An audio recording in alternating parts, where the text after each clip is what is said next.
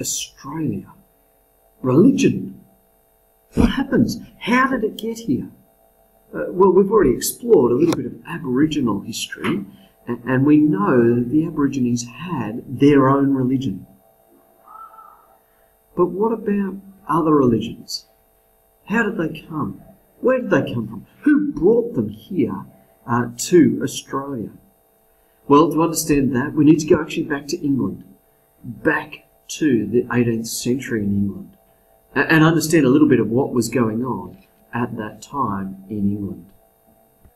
England, political activism is really strong at this time. You may have heard of a guy by the name of William Wilberforce, primarily responsible for ending the slave trade. He worked so hard at that it cost him his health often and a lot of his life.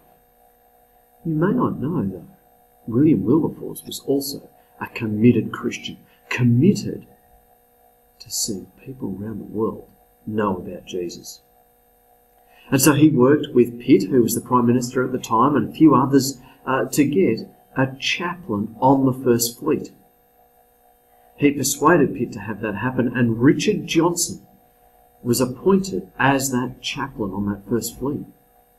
A pious man. That means he lived a faithful life to God. And so he came out to Australia on the First Fleet. Many died. It was hard work, hard yakka, but he managed to set up and run the first church service in Australia in February of 1788, just a week or so after they've landed. And his text could be considered a bit of a strange one to these First Fleet people. Acts chapter 16, verses 1 to 12. What shall I render unto the Lord for all his benefits to me? Now, you've got to go into the life of the First Fleet person here. You just got to go, benefits to me? Here I am in this place. I can't get food. I'm being forced to work as a convict. How could there be any benefits from God for me in this, what they might say is God-forsaken place? Now, Johnson, as an evangelical, would of course believe that the benefits were Christ and eternal life that could be secured. But not for these people. And so Johnson preaches the message. In fact, we even have a monument in Sydney now. This monument here that you can see, that first sermon, and there's a picture above of him preaching.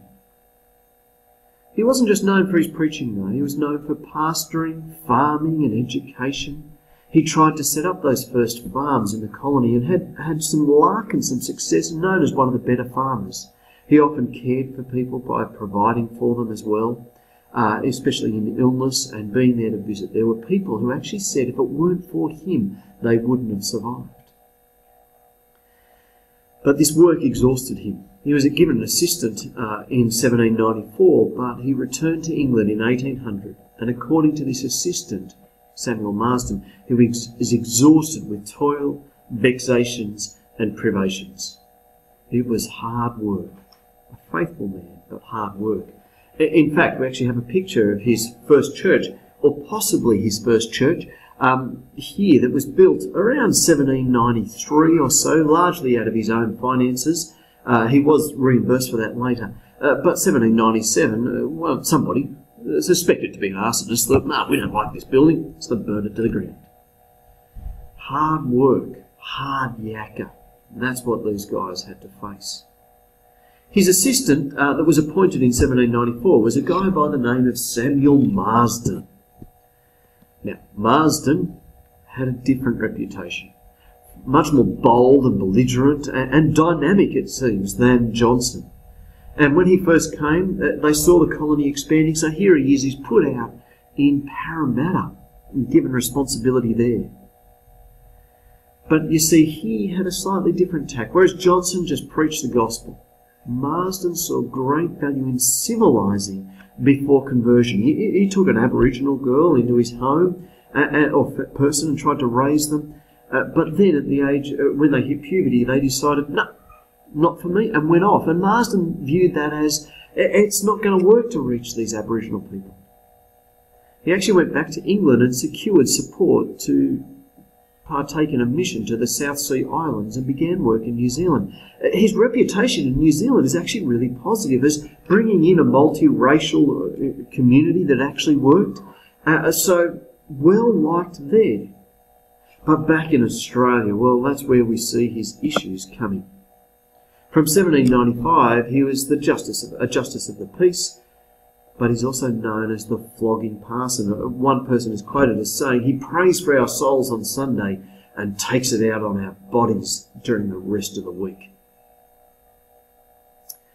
This did not help him to have a great reputation, although he was committed to helping society, and he remained in Australia right up until his death in 1838 in Windsor.